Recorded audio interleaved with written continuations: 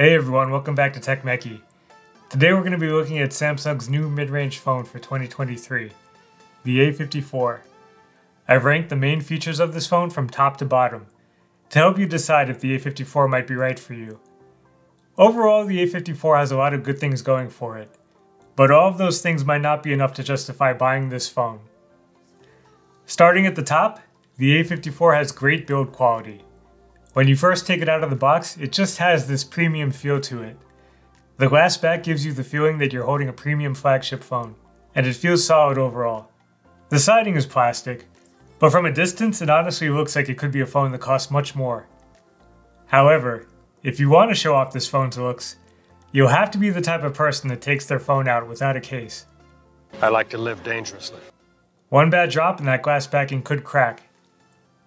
The A54 also has an IP67 rating, meaning it is capable of keeping out dust and even water to a certain degree. But water resistance does drop as the device ages, and Samsung's limited warranty will not cover water damage, so try to refrain from tossing your phone in a bucket of water, especially if you're someone like me, who doesn't pay for extra phone insurance. I also like to live dangerously. The volume and power buttons have a decent feel overall. The dual speakers located at the top and bottom of the phone can get pretty loud. They definitely have some decent punch. At the top you'll also find a loading tray for the SIM card and a microSD card that allows expandable storage up to 1 TB. I only had one small complaint with the design of the A54. Whenever I use the phone left-handed, my index finger always ends up touching and smudging the lowest camera sensor on the back. It's not a big deal, but some other manufacturers don't have this issue, because they either arrange their camera sensors from left to right, or stop at 2 sensors per column. If you use your phone with your left hand and this bugs you, let me know in the comments. I'm curious what you think of this design. Next on the list is the A54's beautiful Super AMOLED display. It's 6.4 inches with a smooth adaptive refresh rate up to 120 Hz. You can also switch it to 60 Hz if you want to cut down on battery use. The display's adaptive brightness feature allows the screen to get very bright, and it does a good job keeping things visible while outside in the sun. The display has very saturated colors, even when switching from the vivid screen mode setting to natural. But this is pretty common for Samsung displays, and probably expected at this point by users. If you're interested in the Cowman measurements I took of the A54's display, I'll link to that video at the end of this review. I was able to stream movies from Hulu and Prime Video in HD without any issues. Movies look pretty good on the A54, and the punchy speakers pair nicely with the display. The on-screen fingerprint reader also works very well on the A54. I didn't have any issues unlocking the phone this way. The next great feature of the A54 is Samsung's update policy, which guarantees at least 4 generations of OS updates and 5 years of security updates. This is a great feature that I'm glad to see phone manufacturers are providing. Most people replace their phones every 2 to 3 years, but if you're the type of person who likes to squeeze an extra year or two out of your device, the A54 is a good option for you. Moving on to camera performance, the A54 has a wide, ultra-wide, and macro sensor in the back. The wide and ultra-wide cameras do a good job with detail, and also have decent performance at night. The camera quality isn't flagship level, of course, but the pictures should definitely be good enough for most users. I've seen some people leaving some negative feedback over the A54's macro camera, but I honestly think it's nice to have.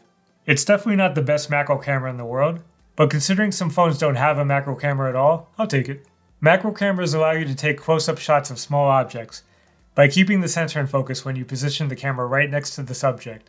If you've ever tried to take a close-up photo with a wide or ultra-wide camera, you'll probably get a message appear on the screen telling you to move the phone back to improve the focus.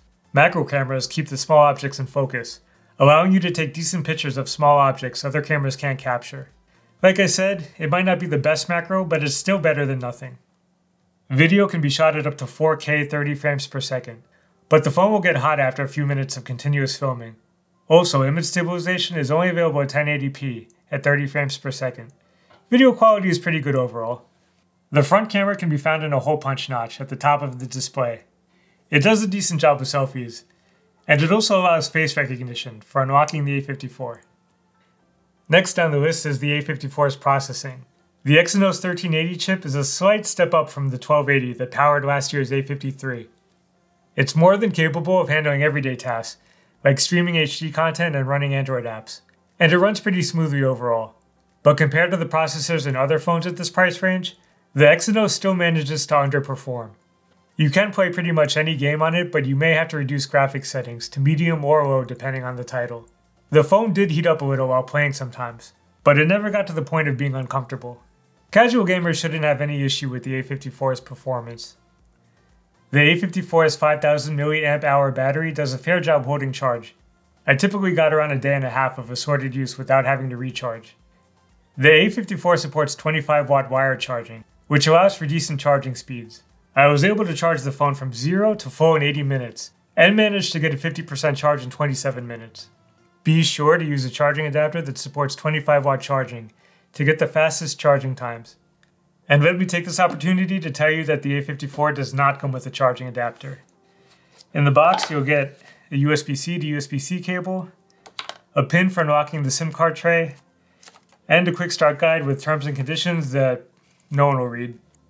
Now let's get into the A54's deal breakers, starting with the price. At $455 US, you're getting a good mid-range phone with a premium build and a nice screen and camera. The problem is, in the current $400 to $600 price range, being good isn't enough anymore. The A54 has a lot of solid competition from other phones at this price, and I don't think Samsung did enough this year to make this phone stand out from the crowd. The Pixel 7 has recently been on sale for the same price as the A54, and that Google phone blows the A54 away. I don't even think the A54 is better than the Pixel 6a, which means the 7a will probably outperform it even more. Even if you're a Samsung fan, I would still recommend the Galaxy S21 Fan Edition on sale over the A54. Sure, it's a year older and its build quality isn't anywhere near as premium as the A54's, but it easily outperforms the A54 in all other categories. Like I said, the phones in this current price range are pretty competitive, and even though I think the A54 is a good phone, it's not my top pick. Aside from my gripes about the competition, some buyers might be disappointed by the lack of wireless charging support, and no 3.5mm headphone jack. It looks like some manufacturers are reserving wireless charging for their higher end phones, and 3.5mm jacks are becoming scarcer as time passes. The A54 also comes with the standard amount of pre-installed Samsung apps. Some people don't think twice about these apps, while other people consider them annoying bloatware. At this point, you should know where you stand on this subject, and whether it will affect your decision to buy or not. If you are thinking about buying the A54, ask yourself what's most important to you.